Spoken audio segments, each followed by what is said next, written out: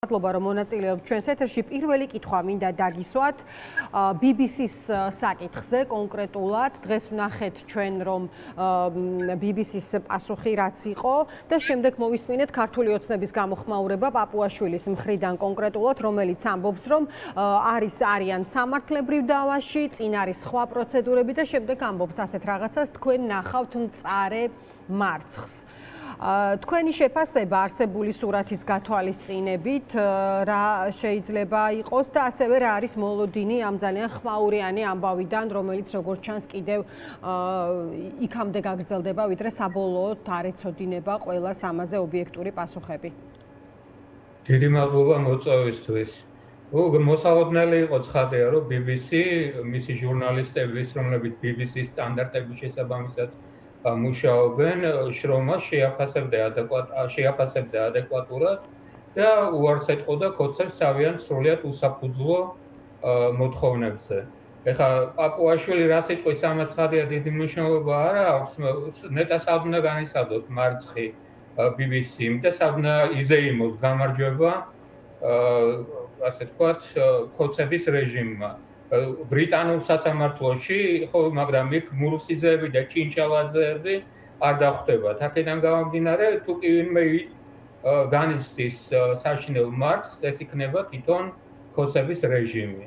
რაც შეეხება ზეიმს, ამასთან დაკავშირებით არ შემიძლია უბრალოდ არ აღნიშნო ის, რომ რამდენიმე დღის წინ ქოცებმა იზეიმეს ირანის ისლამური რესპუბლიკის საელჩოში, ასე ვთქვათ, ჯერ ხომ ისლამური რევოლუციის რომელიღაცა წლისთავი 47-ია თუ რომელიც არის აღარ მახსოვს, ეს მაშინ როდესაც სულ რაღაც რამდენიმე კვირის წინ 20-დან 50,000-მდე ადამიანი მოკლა იმ რეჟიმმა, ასე ვთქვათ, ქუჩაში ირანის საზოგადოების საუკეთესო ნაწილი.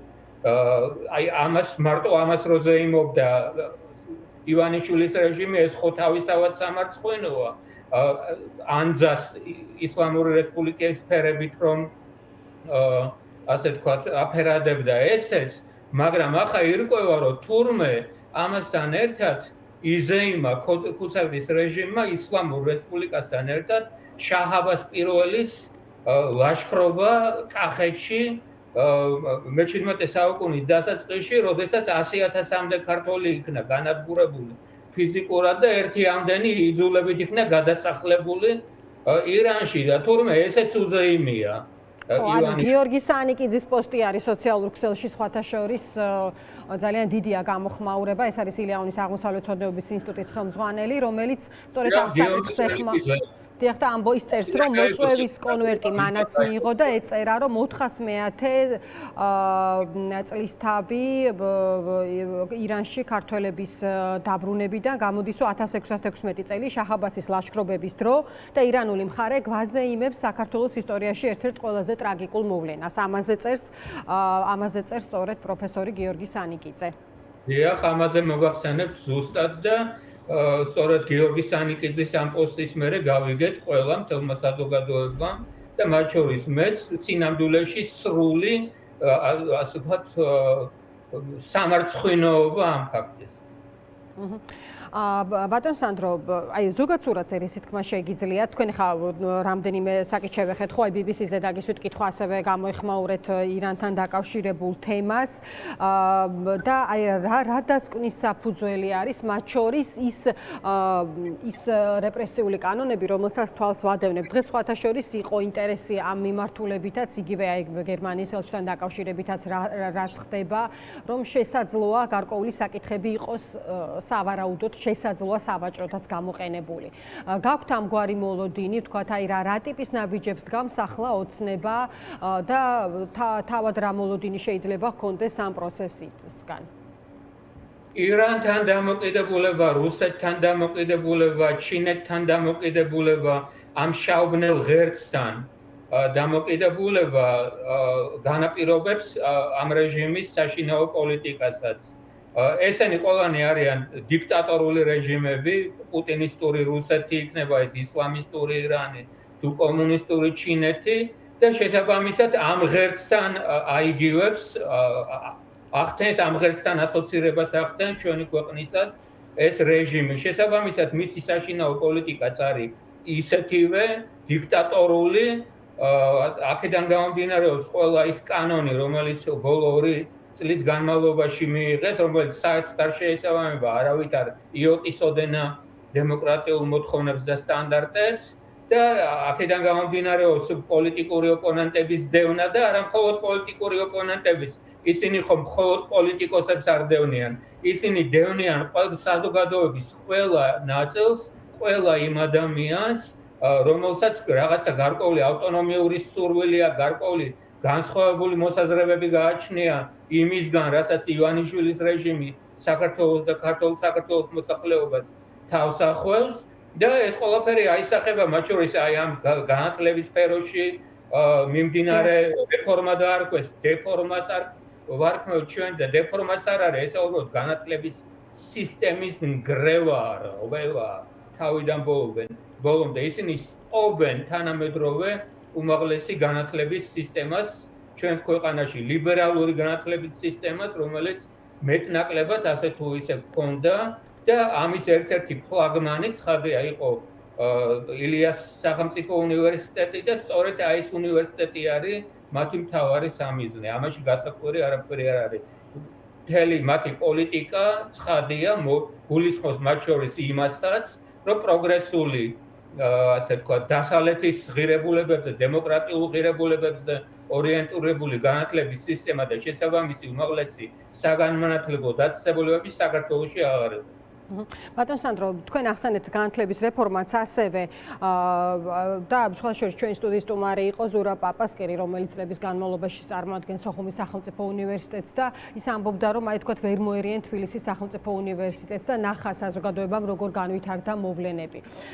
როგორ ფიქრობთ, აი ეხლა რაზეა დამოკიდებული, თქვათ სხვაგვარი ვითარების ცვლილება და როგორ ფიქრობთ, აი რაზეა დამოკიდებული ქართული ოცნების განზრახის შეცვლა ამ კონკრეტულ შემთხვევაში ილიასთან და სოხუმთან დაკავშირებით კონკრეტულად, იმიტომ რომ იყო ლაპარაკი იმაზე, რომ ილიას უნივერსიტეტი ადრე თუ გვიან იქნებოდა სამიზნე და ეს დაადასტურა მათ შორის პაპუაშვილის დღევანდელმა კომენტარმა, რომელიც მან გააკეთა ილიას უნივერსიტეტთან დაკავშირებით, ხომ?